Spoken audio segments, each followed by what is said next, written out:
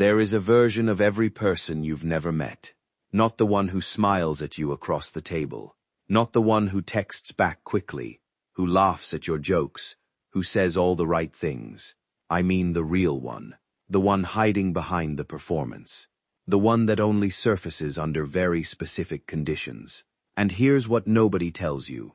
You don't need years to find it.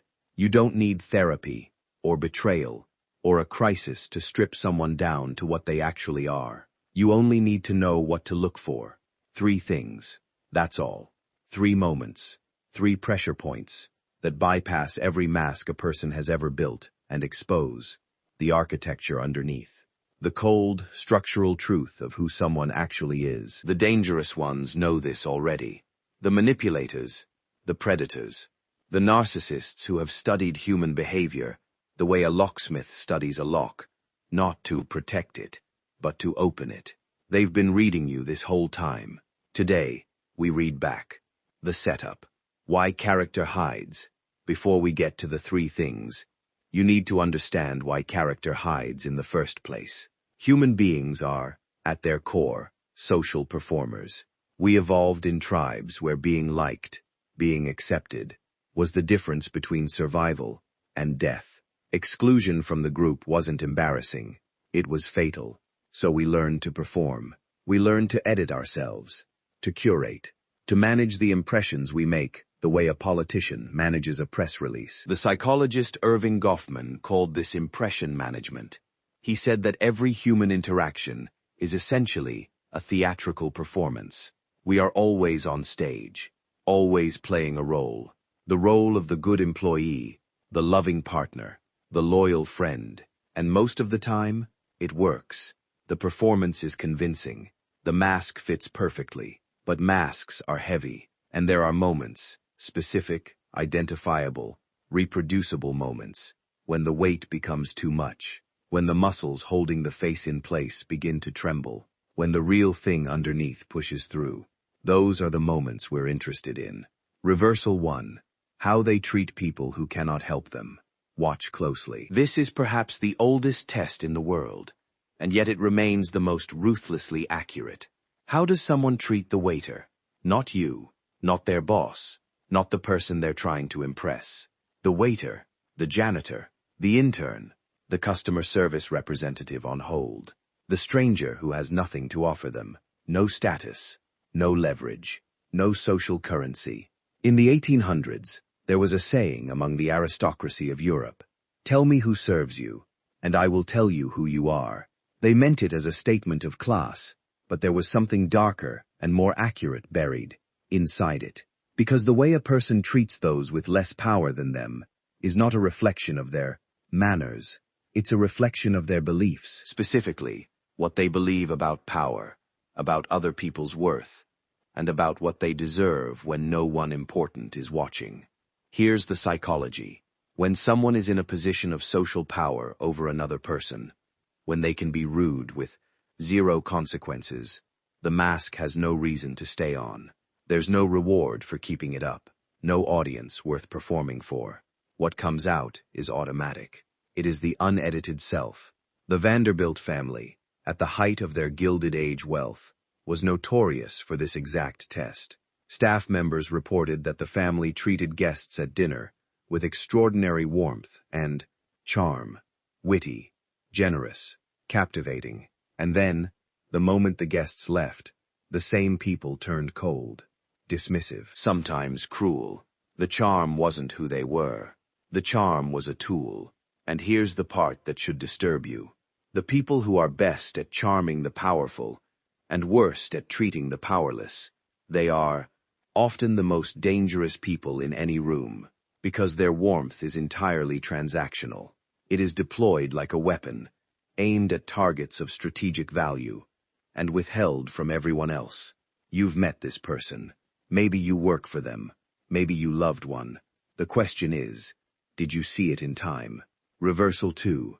How they handle losing. Now we go deeper. Remove someone's ability to win. Watch what's left. This is where character, real, foundational character, gets excavated like rock from a mine. Because loss is the great equalizer. It strips away accomplishment. It strips away the identity we built around success. And what remains, the behavior that emerges from that stripped state, is almost impossible to fake for long. Watch what happens when they lose a game, a card game, a sports match, an argument, an award they expected, a promotion they deserved, a relationship that ended. Some people lose gracefully, not because they don't care, but because their self-concept is stable enough to survive the blow. They shake the hand. They acknowledge the opponent. They process the disappointment privately, and they move forward. These people, psychological research consistently shows, also tend to have lower rates of what psychologists call narcissistic injury, the volcanic, destabilizing rage that erupts when a narcissist's sense of superiority is threatened. And then there are the others, the ones who suddenly discover that the rules were unfair, the system was rigged, the other person cheated, or got lucky, or had advantages, the ones who go cold and silent, or erupt into visible anger, or spend the next 3 hours deconstructing every flaw in the process that produced an outcome they didn't want.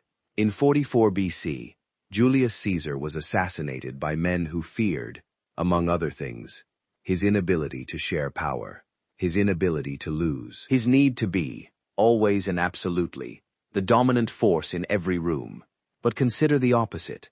Octavian, later Augustus, Caesar's adopted heir. He was, by almost every account, a dangerous man, cold, calculating, relentless. But he possessed one quality that Julius lacked. He could absorb a loss and continue playing. He was defeated in battle multiple times, outmaneuvered politically by enemies who underestimated him, and each time he adapted, he recalibrated. He never let the loss become an identity. That is power. Real, durable, terrifying power. But here's what I want you to notice. A person who cannot lose, who must win every game, argument, and social exchange, is not confident. Confidence survives defeat. What you're actually looking at is fragility, a self-image so brittle that any scratch threatens to shatter it completely. And fragile people, cornered by loss, become unpredictable. They gaslight. They rewrite history. They punish the people closest to them for witnessing their failure. They manufacture enemies to explain their defeat. The test is simple. The implications are not. Reversal 3. What they do when they think no one is watching this is the one. This is the one that cuts through every performance, every carefully curated image, every version of themselves a person has ever constructed for public consumption. Who are they when the audience disappears? The Roman Emperor, Marcus Aurelius, wrote in his private journal, a journal he never intended anyone to read, about the war he fought every single morning against laziness, self-pity, and the seductive pull of comfort. This was not the emperor performing virtue for his subjects. This was a man alone, in his tent at midnight, writing to himself. What he did in private matched what he did in public. The discipline was not a performance. It was a practice, one he maintained whether or not anyone was watching. That alignment, that integrity, in the original sense of the word, meaning wholeness, the state of being undivided, is rarer than you think. Because most people split. Most people have a public self and a private self that are meaningfully, sometimes radically, different. The person who speaks eloquently about respect and then goes home and speaks about people with contempt. The person who preaches loyalty and has been quietly building an exit for months. The person who is patient and measured in professional settings and completely, unrecognizably different the moment the office door closes. How do you catch this? You pay attention to inconsistencies. Small ones, at first. Do their private behaviors align with their stated values? Not perfectly. Nobody is perfect. But directionally, generally, does the vector of their private life point roughly toward the things they claim to care about? There's a famous study in social psychology called the Good Samaritan experiment. Researchers at Princeton took a group of seminary students, people literally studying to become ministers, and told them they needed to walk across campus to give a lecture. Some were told they were running early. Some were told they were running late. Along the route, they'd planted a man slumped in a doorway, coughing and visibly distressed. Here is what they found. Of the students running early, over 60% stopped to help. Of the students running late, only 10%. The same people, the same stated values, the same commitment to compassion and service. Radically different behavior, the moment a competing pressure, time, entered the equation. Character, it turns out, is not what you believe. It's what you do when doing the right thing costs you something. And the people who consistently do the right thing, when no one is watching, when it costs them, when it's inconvenient, when it's uncomfortable, when the easier path is right there and no one would ever know, those people are extraordinarily rare. Cherish them, and protect yourself from the ones who perform virtue and practice something else entirely when the lights go down. The integration, why these three work together. Here's what's elegant about these three tests. They're not random. They're not based on intuition or folk wisdom. They each reveal a specific dimension of the underlying psychological structure of a person. And together, they triangulate something close to the truth. How someone treats those beneath them reveals their beliefs about power. How someone handles losing reveals their relationship with their own ego. What someone does when unobserved reveals the alignment or misalignment between their stated values and their actual ones. A person can deceive you on one axis. It's much harder to deceive on all three simultaneously. The Prussian statesman Otto von Bismarck, one of the most strategically dangerous political minds of the 19th century, was known to evaluate potential allies and enemies through exactly this kind of multi-axis assessment. He would observe a man at dinner with his subordinates. He would find ways to engineer small, low-stakes losses and observe the response. And he would gather intelligence about private behavior that the man himself thought was invisible. He called this reading the grain of a person. Like a woodworker who understands that wood doesn't break randomly. It splits along specific, predictable lines. People don't break randomly either. They split along the lines they've always had. The dark mirror, a warning here, is where I have to stop and turn the lens around. Because everything I've described, these three tests, these three pressure points, they are not only tools for understanding other people, they are a mirror, and the mirror is facing you right now. How do you treat the waiter when you're in a hurry and things are going wrong? How do you respond to losing? In an argument, in a competition, in a relationship? What do you do, right now, in the private spaces of your life, when no one is there to see? The uncomfortable truth of dark psychology is this. The reason these patterns exist in others is because they exist in us. The capacity for manipulation, for selfishness, for the small cruelties we commit when we feel invisible. These are not aberrations. They are options, available to everyone. The difference between the dangerous person and the admirable one is not the absence of the dark option. It's what they do when the dark option is right there, available, cost-free. Benjamin Franklin, that strange, brilliant, deeply strategic man, wrote in his autobiography about a process he called moral accounting.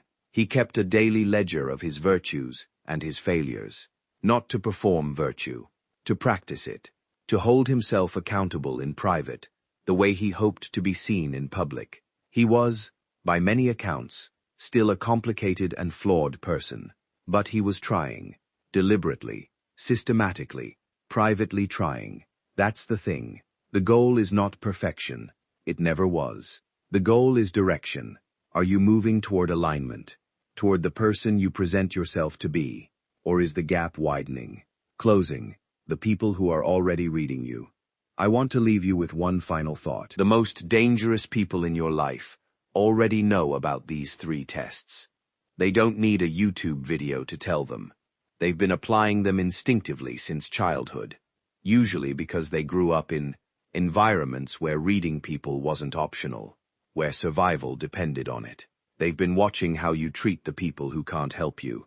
They've been engineering small losses, small frustrations, small moments of failure, and filing away your responses. They've been gathering data about who you are when you think you're invisible, and they've already decided what kind of person you are. The question, the only question worth sitting with after this video ends, is whether they's rewrite. Are you the version of yourself you want to be? Or have you been so focused on managing your public face that the private one has been quietly, slowly, becoming someone you wouldn't recognize? Character is not a fixed thing. It's not something you were born with or without. It is the accumulated residue of every choice you've made when no one was watching. You're building it right now, in ways you can't see yet. If this made you uncomfortable, good. That discomfort is information. Don't ignore it.